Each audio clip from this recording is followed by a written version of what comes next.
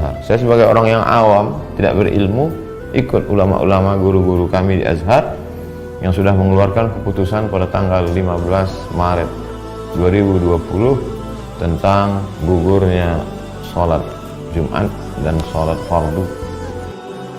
Himbauan dari pemerintah untuk kita tidak mendatangi atau mengadakan acara-acara yang berkerumunan manusia yang banyak, karena timbulnya wabah-wabah virus corona di sekitar kita.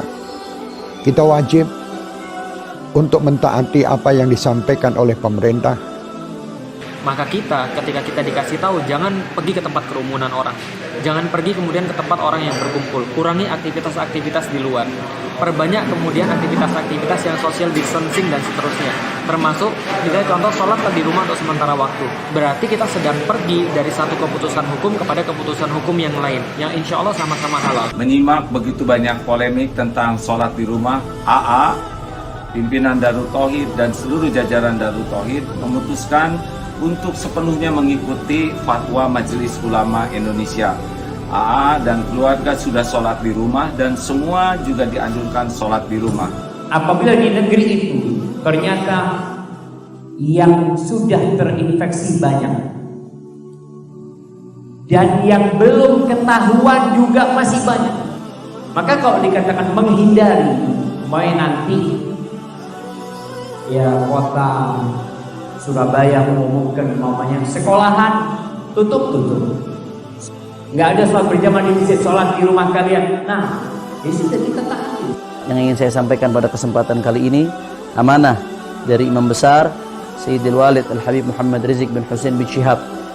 Beliau menyerukan kepada seluruh ta'lim dan tabligh akbar FPI di seluruh daerah yang terpapar wabah corona atau yang terindikasi terpapar wabah corona, beliau menyerukan agar seluruhnya dihentikan atau diliburkan terlebih dahulu sampai keadaan kembali kondusif. Agama Islam mendahulukan kemanusiaan atas keberagamaan.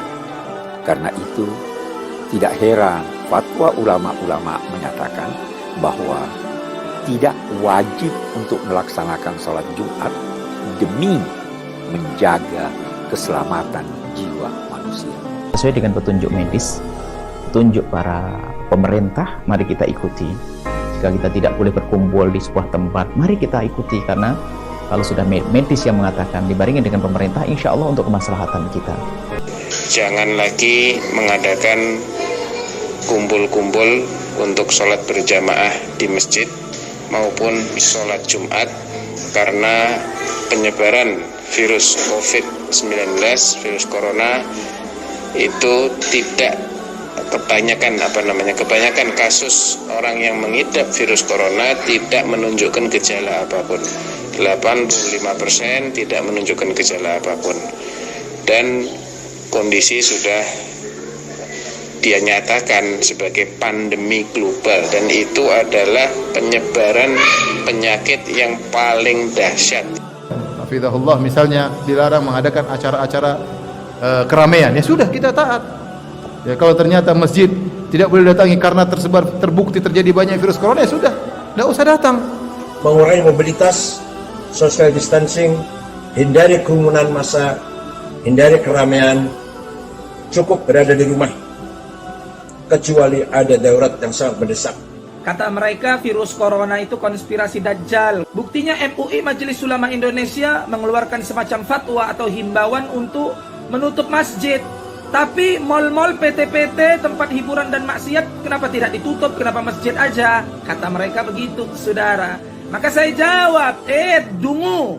Sejak kapan Majelis Ulama Indonesia MUI mempunyai wewenang untuk menutup PT atau menutup mal-mal atau tempat hiburan? Sejak kapan?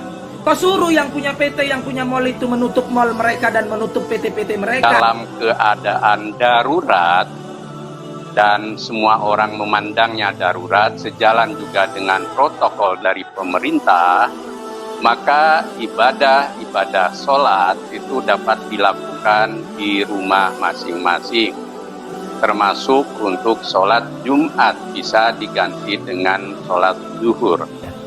Dan saya juga menghimbau kepada pemuka-pemuka di agama lain, saudara-saudariku sebangsa dan setanah air, ya, agar sama-sama kita bersinergi menyampaikan kepada umatnya, menyampaikan kepada masyarakat juga di bawah binaan dan bimbingannya, agar senantiasa bisa menjaga diri, kesehatan sesuai dengan instruksi yang kita dapati, dan bisa menyatukan kita dalam suasana kebangsaan yang utuh, baik, dan semoga Allah membebaskan kita dari wabah COVID-19 ini dan memberikan hikmah-hikmah terbaik kepada kita.